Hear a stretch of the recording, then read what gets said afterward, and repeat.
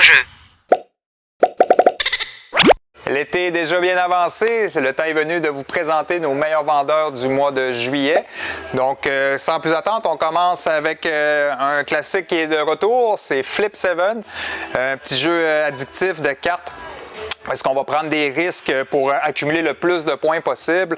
Donc, c'est un jeu pour 3 joueurs et plus. On peut jouer à plusieurs, des parties d'environ 20 minutes à partir de 8 ans. Chez nous, ça a marché, les enfants embarqués. Ça peut être avec les amis autour d'une bière et des chips. En fait, le principe est simple. Il ne faut pas avoir 2 cartes avec le même chiffre. Sinon, on accumule 0 points. Mais il y a 12-12, 11-11, 10-10. Donc, plus la carte est haute, plus vous avez des points, mais plus vous risquez d'avoir une deuxième carte identique. Donc, il faut savoir s'arrêter à temps, mais les joueurs vont pousser leur chance et peut-être remporter la partie grâce à ça. C'est Flip 7 qui est en première position pour le mois de juillet. En deuxième position, nous avons Pillard de City, un jeu expert 14 ans et plus pour des parties d'environ 1 heure pour 1 à 4 joueurs. Pillard de City, c'est l'auteur Sean Phillips à qui on doit notamment les Pillards de la mer du Nord. Et ce jeu-là est fortement inspiré dans la mécanique. C'est un peu comme jouer à Pillards de la mer du Nord, mais avec la totalité des extensions. Donc, on va devoir placer nos ouvriers, faire des actions pour aller remporter des batailles contre les guerriers scythes qui menacent la Grèce.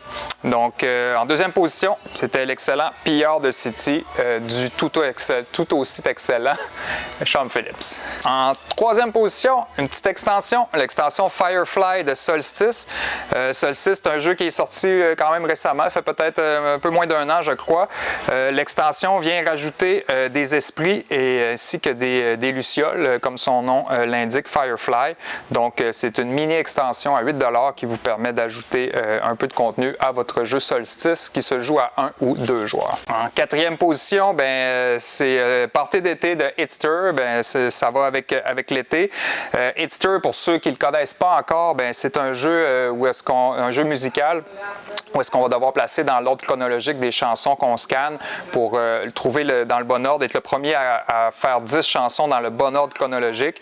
Ce qui est intéressant, c'est que c'est des chansons qui vont sur une centaine d'années, donc toutes les générations peuvent y jouer et trouver leur compte. Et même quand les équipes se forment et on met des gens qui ont des grandes disparités d'âge, vous avez plus de chances de l'emporter. Donc en quatrième position, c'est la 4e boîte de Hitster qui est Party d'été sortie cette année. En dernière position, nous avons la version duo de Everdell. Everdell, un jeu qui a été extrêmement populaire. Donc, la version duo est intéressante. Elle se joue en solo également ou à 2 joueurs, comme son nom l'indique. Des parties d'environ 30 minutes pour 10 ans et plus. C'est inspiré du jeu d'Everdell où est-ce qu'on va devoir construire des bâtiments en collectant des ressources grâce à un placement d'ouvriers. Ce qui est intéressant dans le jeu, il vous offre 3 modes de jeu.